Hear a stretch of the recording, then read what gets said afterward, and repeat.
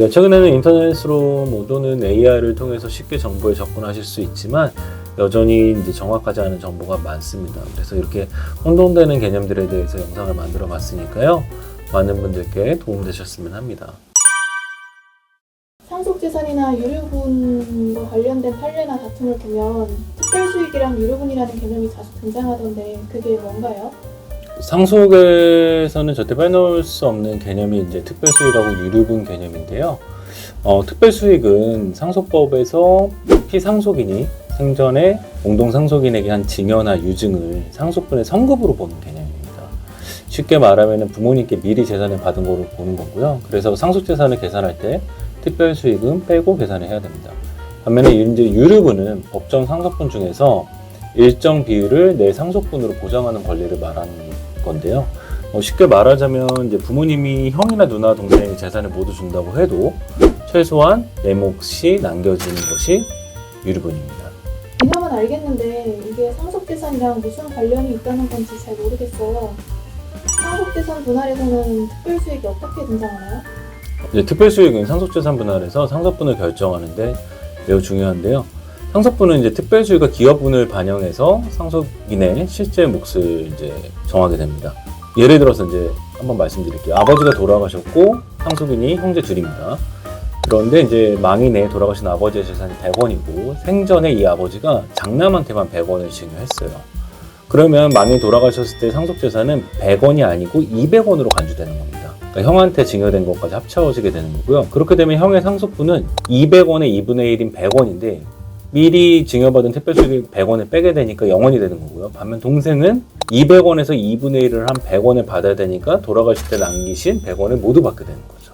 그럼 유류분에서는 어떻게 등장하나요? 유류분에서는 이제 특별수익이 유류분 산정의 기초가 되는 재산에게 가산이 되거든요. 예를 들어서 똑같이 한번 말씀드려 볼게요. 똑같이 아버지가 돌아가셨고 두 형제만 상속인인 경우에 남아있는 돌아가신 아버지의 상속재산은 0원이에요. 아버지가 생전에 모두 장남에게만 200원을 증여했으면 유류분 산정의 기초가 되는 재산액은 0원이 아니라 생전 증여까지 포함해서 200원이 되는 거고요. 동생의 유류분 비율 4분의 1을 곱한 50원이 동생이 형으로부터 받을 수 있는 유류분 청구액이 되겠죠. 그럼 내 유류분은 무조건 받을 수 있다는 건가요?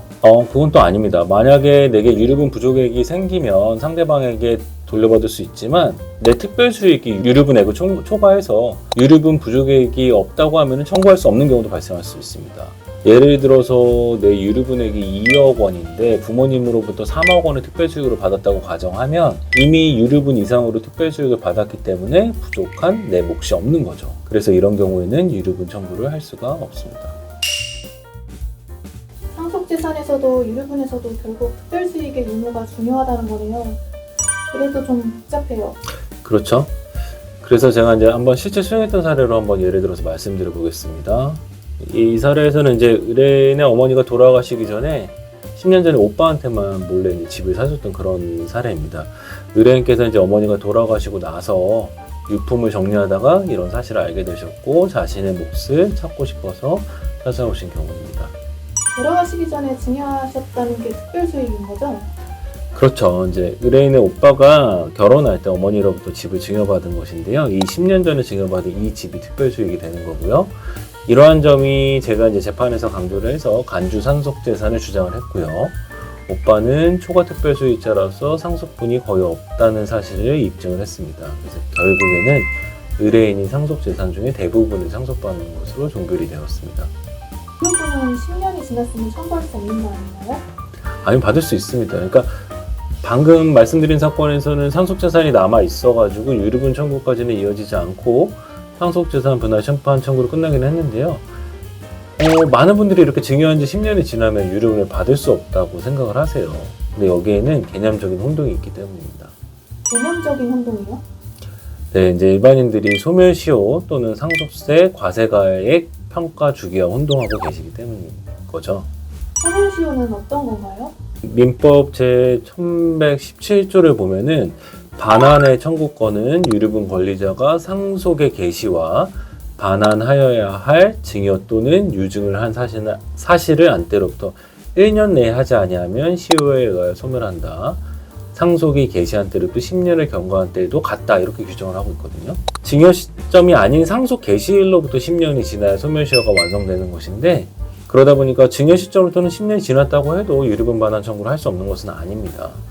그럼에도 불구하고 이제 많은 분들이 10년을 이렇게 기억을 하시다 보니까 10년이 지나면 유류분을 청구할 수 없다고 잘못 생각하고 계신 거죠.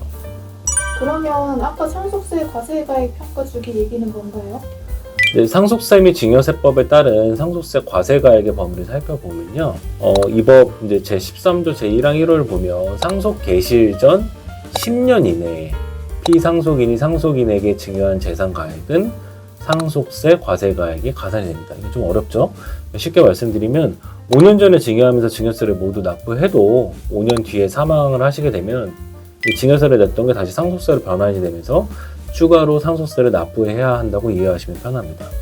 근데 반대로 상속 개시 이전에 11년 전에 증여하면서 증여세를 납부했다면 상속세 과세가액이 가산되지 않기 때문에 상속세를 추가로 납부할 부담이 없다는 거죠. 이래서 이 문제 때문에 많은 분들이 증여 시점으로부터 10년이 지나면 유류분 반환 청구를 할 수 없다고 생각하시는 경우가 있는데요.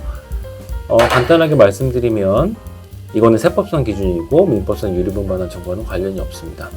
즉 형제자매 상속인에게 이루어진 증여는 10년은 물론 20년 전에 이루어졌어도 유류분 반환 청구가 가능합니다.